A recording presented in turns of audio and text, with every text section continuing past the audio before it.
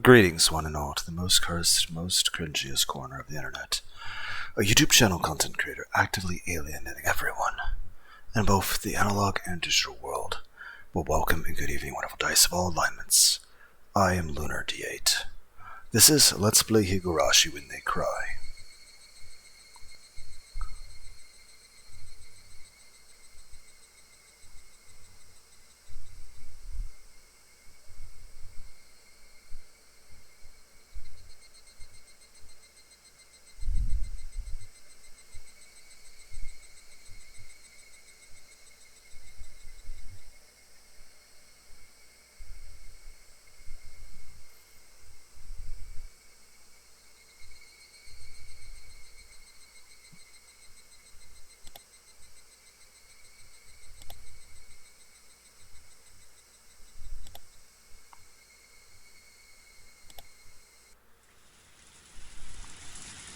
Just standing there, both arms dangling at her side.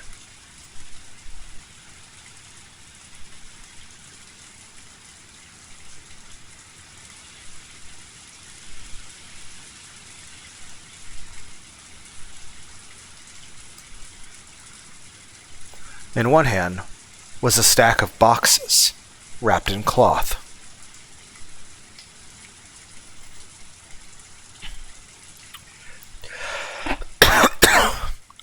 Her eyes focused on my room.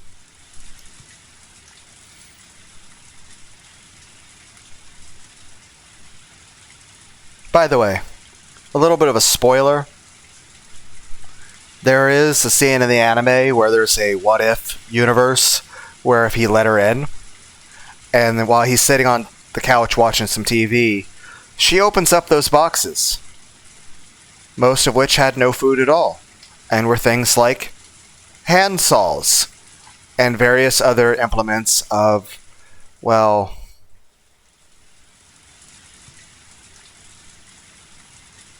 not very niceness. But basically various things like hand saws and rope and hammers and knives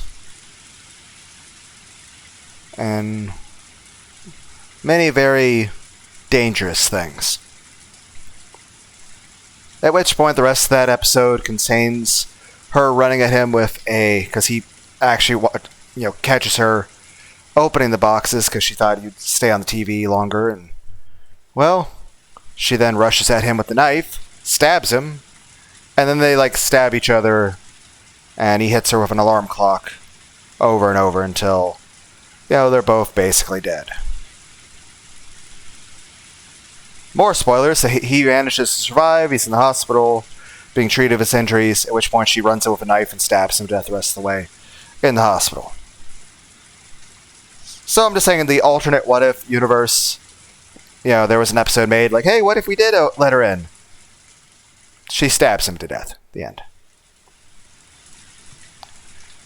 Focused on me as I was about to close the window. So she had a bunch of boxes full of knives and hand saws and ropes and stuff like that. I was about to close the window. Her mouth was methodically repeating a chewing motion. It was as if she had something hard to chew in her mouth with her cheeks puffing out. What could she be eating over there? How could it be that at this time I was more enthralled by Rena instead of the shocking developments being brought to light by Oshi-san? If it hadn't started raining, I wouldn't have gone to the window. Then I wouldn't have noticed Rena, nor would I have noticed that. Rena's mouth was moving in the same pattern. She wasn't eating something. She was repeating something. What was it? Was she repeating? To me. What was she saying? And why was I, right up against the window, fixated on her? Hello? Mabara-san? Can you hear me? Hello? I'm sorry. Mabara-san? I'm sorry. I'm sorry. I'm sorry. I'm sorry. I'm sorry. I'm sorry. I'm sorry. Hello? Mabara-san? What's the matter? Even in this torrential downpour, Rena was still apologizing. The other self inside me drew the curtain hastily with my right hand, blocking my view of the outside. But even doing that, Rena's relentless apologies still reached my ears. I'm sorry. I'm sorry. I'm sorry. I'm sorry. I'm sorry. If I forgive you for this, will you forgive me for that? Please stop. Please stop. Please stop. Please stop. I'm sorry. I'm sorry. I'm sorry. I'm sorry. I'm sorry. I'm sorry. I'm sorry. I'm sorry. Damn it. Why did I have to forgive her? I'm the one who wants to be forgiven. What part of me can't you forgive? I won't be killed. If you won't forgive me, then I won't forgive you either. I won't forgive. Won't forgive. Won't forgive. Won't forgive. Won't forgive. Won't forgive. Won't forgive. I won't forgive. Mabara-san, if you can hear me, then please respond. Hello?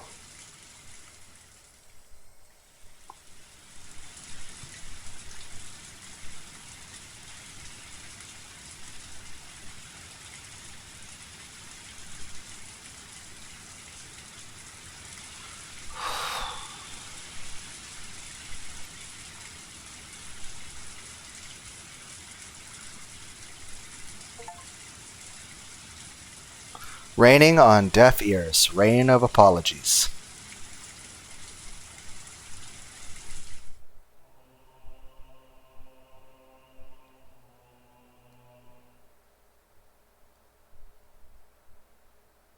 I see it in movies quite often, but what is it exactly?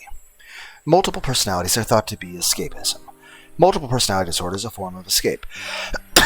Correct. The exact mechanism is not fully understood, but it's believed to be a type of defense for the brain to retain mental stability. Hypothetically, poor people imagining themselves as wealthy is a form of escapism, is it not? Is this also a form of multiple personality disorder?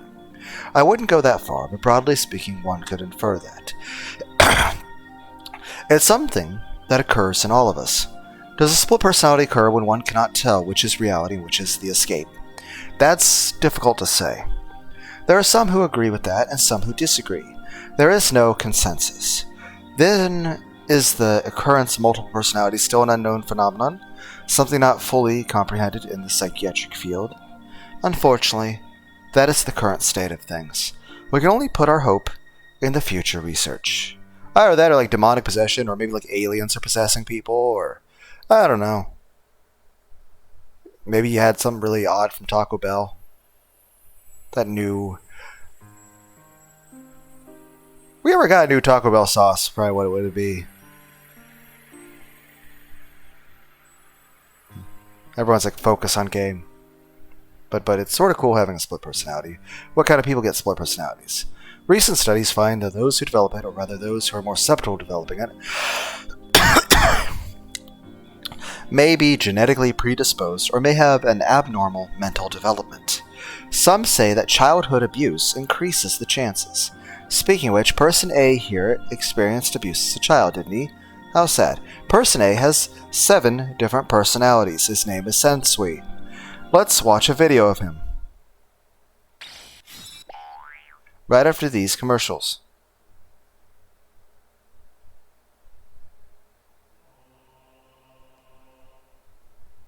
At the 7th Mart with Shinji Ikari. The 7th Mart was a bargain supermart with food and alcohol. What's this, Keiichi? So many. There's no reason to get all these different kinds, is there? I flopped all the different colored cup noodles into the cart. Cup noodles have gotten so elaborate recently there are a bunch of different types. I want to try each of them at least once.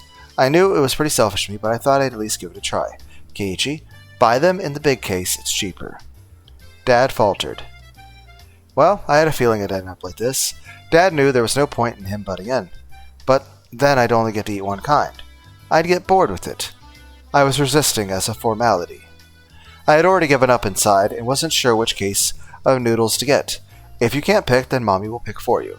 You don't have to rush me. I quickly searched the case of noodles for what I want. Pork, bone, and ginger large cup? Hey, Keiichi, can't you get a more normal one? If I let Mom pick, she'd err on the side of safety and get some soy sauce or salt flavored. Pork bone is good. I don't want a big bowl of tasteless stuff. I remembered insisting that the noodles I picked were the right kind.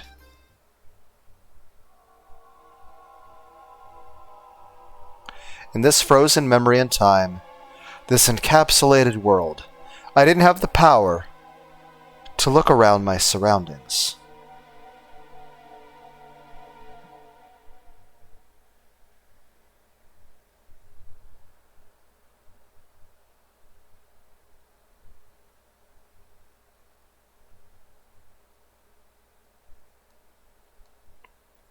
So, I did what I could and reached out with my hearing and vision, sharpening my senses to find the presence I overlooked.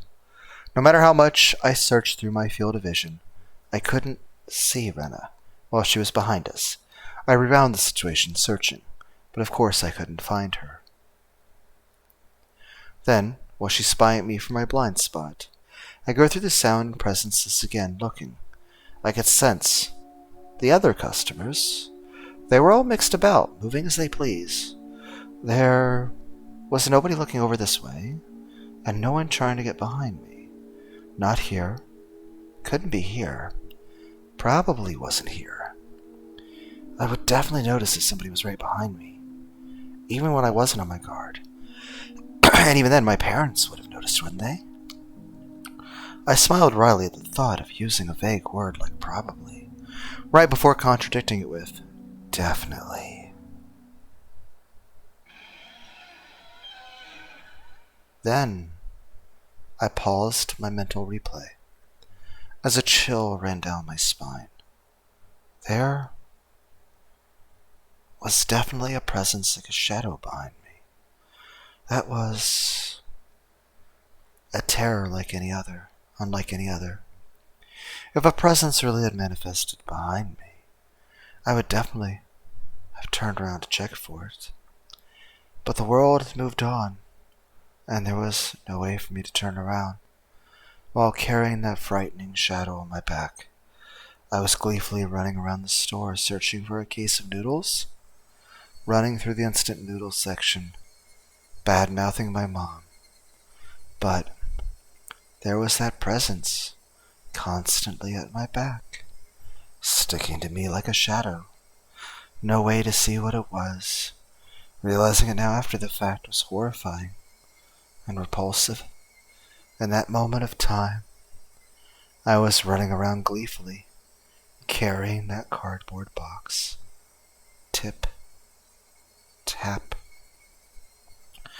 But listening to that moment again, I could hear footsteps other than mine, going pit-pat with every step. Tip, tap, tip, tap, tip, tap, pit-pat, pit-pat, pit-pat, tip-tap, tip-tap, pit-pat, pit-pat, tip-tap, tip-tap, pit-pat, pit-pat. While I was running, the sound of those barefoot footsteps going pit-pat were right behind me. Me running around gleefully in that closed-off moment of time.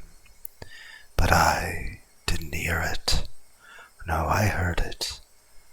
That's why I remembered it. I didn't think I had heard anything. That's why I didn't turn around. That is why I didn't turn around. And in that moment, the pit-pat of those footsteps were following me the entire time.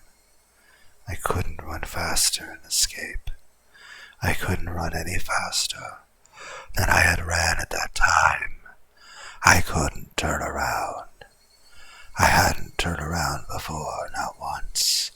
Then I returned to my parents and started talking. The shadow-like presence was right at my back. Since I didn't move, the shadow didn't move. That is why it made no sound. That was all. At that time, I hadn't taken a single step while talking with my parents. I was just standing there. This was undeniable. And yet, I heard it. A bit bad. That shouldn't be. If I took 3 steps, it followed 3 steps. Wasn't that the rule? There was no sound other than that.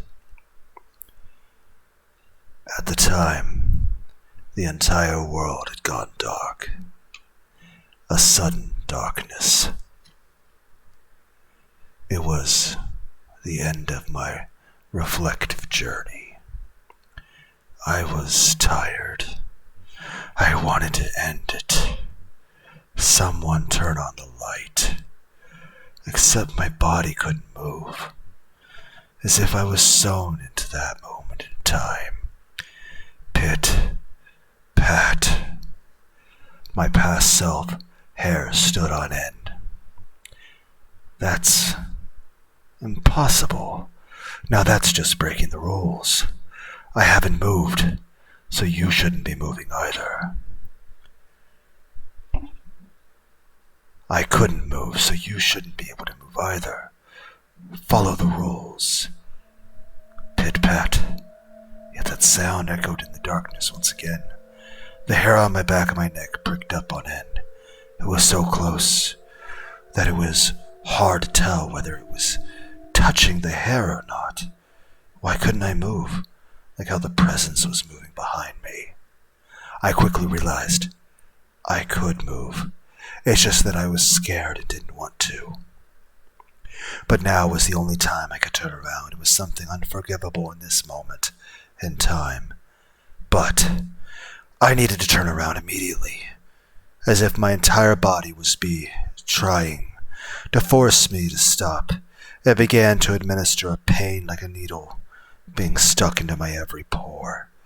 I'll turn around. I'll turn around. I'm not scared at all. I'll turn around. I'll turn around. I'm not scared at all.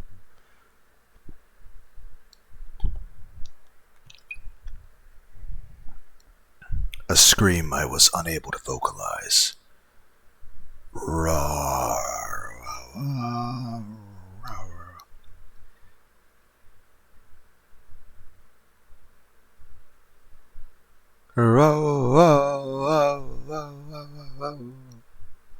I turned around. At first I couldn't understand the meaning of it. What? What? What is this? The situation in front of my eyes. It was like a mouth biting an apple and slurping the juice the way you would do with an apple. My mind was being eaten.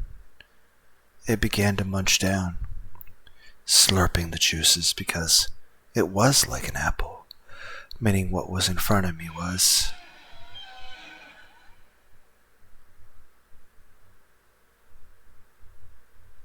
insert loud noise that would hurt everyone's ear here.